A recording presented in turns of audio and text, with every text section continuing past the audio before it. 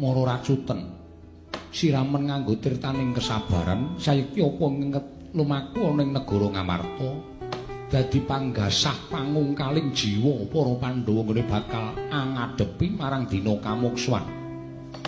Nanging jebul para Pandhawa ingkang tansah isih katarungku marang mubal-babaling nafsu, malah sira kulup Darma Kusuma ingkang mestine bisa ngendhakake marang karmukaning kadang-kadangmu ya kuwi Werkudara lan Arjuna.